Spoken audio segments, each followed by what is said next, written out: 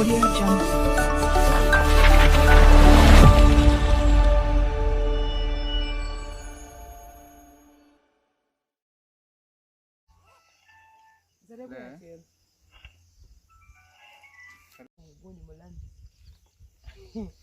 Ekyuma ekyokusoma enasooka weerezaayo ssente zemadde nsindikayo.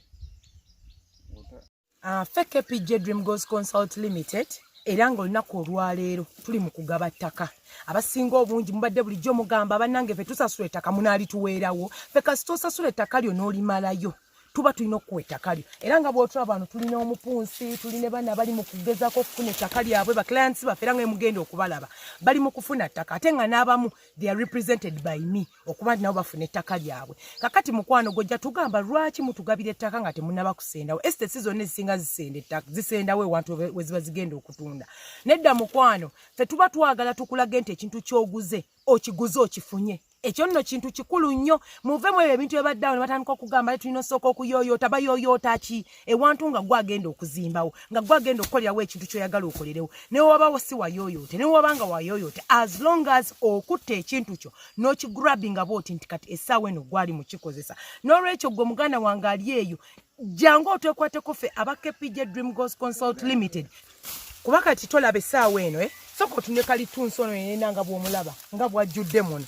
Ddala bw'oba otugambye nti tumusende ng'ate obadde okimanyi nti kalitunsi ono bw'obanga wazze n'otandikirawo okuzimba ennyumba okimanyi nti yasobola okufunisizaawo embaawo n'ofunirawo embaawo eziba zigenda okutandika okuzimba ennyumba yo. Kati Audio Jungle.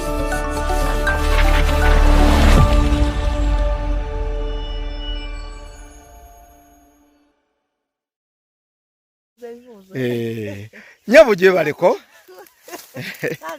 amanya mukyala Namuddu Agnes wagula ettaka mu KPJ kiki ekiriwo mutabani wange yaligulayo mutabani wo kakati olwaleero tubalaba eno mu nsiko mukola ki tuzze tukakase ekituufu tulirabe tukakase tumanye ekituufu ddala kituufu bakwasa ettaka lyo kati kati omukolo bakukwasiza oba bakyakubuzaabuza mukyapima kati w'oyimiriddeawo waliwo ki bali mu kupima era ndi ku kayinja gw'osazeewo oyimirira awali akayinja si byakubuzaabuza kati olwo bw'ova wano n'otambula otya tambulamu tulabe jodda kati wano waliwo bagambye fuuti mmeka ziri wano eno okuva lwe watandika okukolagana naye okuyita mu mwana wo eyagula ettaka kiki ky'oyinza okujoogerako? Kale nze mu kusooka nali manyi bya kiyaaye kuba yasooka n'aŋŋamba mami mpereza ssente waliwo kampuni y'emu gye mperezaamu ssente nga balina ettaka lye batunda sayiriza ebusonjo ne mugamba ani ayi yakonekitinzi n'aŋŋamba lwe emikono gyange gya konekitinzi bakoleranga bweru n'aŋŋamba kale bwe baba batuufu waayo ssente n'aŋŋamba kale namubuuza oyo nazisasula ota nagange nazisasula mu mpolampola nazisasula mpolampola mpaka wokola ki womalirayo nemugamba kale sente yaziwe gwe oba yaziteeka mu kampuni yazitendekanga mu kampuni kati gwe kampuni yakuyita buyisi nti jangu olabe ettaka kiri kitya nga sente si gwe wazikwata kati kampuni yayogera ne mutabani wange nagamba gendayo bakulaga ettaka lye banguzizza. Yes. Wetuli abantu abamu be bawa amakampuni begaguza baguza mu Kisenyi ndowooza nawe bakuguzizza mu Kisenyi amazzi mayitirivu wano. Nedda mukwano walungi nsimyewo bambi. Yes. Walungi. Yes. Abantu abalala abali eyo abali kubyeyo kuba mu mwana wali ku kyeyo oyinza bagamba ki? Abambi bagume kampuni ennungi simbi jabba kulya kye baagala. Amanya? Mukyala Namuddu Agnes pozi n'ekirala olunaku olulala yaŋŋambako naŋŋamba lwantu abalala banzigidde obaŋŋambye obatunda walungi wa $1.3 million naŋŋamba okumpi ne ttawuni namugamba nga tewali ssente zigenda vaawo ezo naŋŋamba maama sindikira ssente nze mbaweereze ssente baddemu bankolerewe banfunire ettaka eddala nange ne musindikira ssente zezo yajoyininze wali eri wesatu ekitundu tweyanziza nnyabo era ndoza wetuva wano bagenda kukulagako ku ssatu ekitundu era omuwala mugende tulina olabayo kuba kati wano tumaze okupimawo katugende tulaba wala kino kikuli mu ngalo olinda bulinzi kiri weetambulira ogende kwata weebale ejjawo olinze kyapa naye ndowooza kati kokutte ku ttaka obukakafu obulina nti banaakikuwa oba koolabye ku ttaka kati ndi mugumu yes siri mukwerakira kwonna bambi ebintu amabirikkiriya bambi weebale nnyabo weebale Audio Jungle.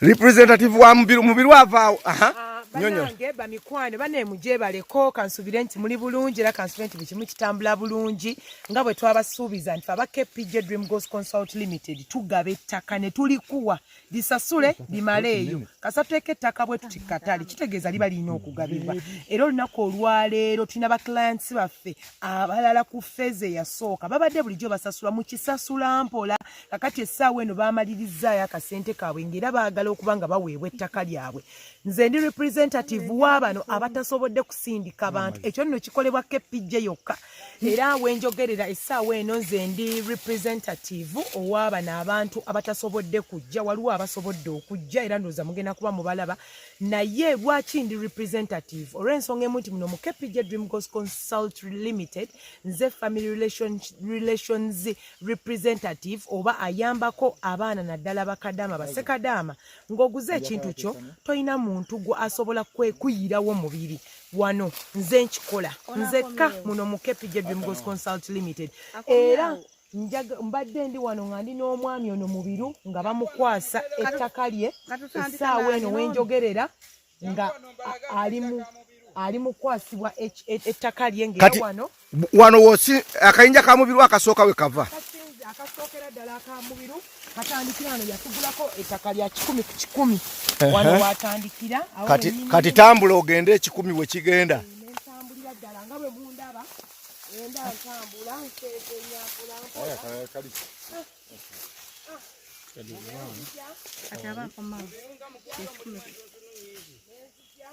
yeyongerayo aga 5 kati ne weeyongera eri ono n'ataano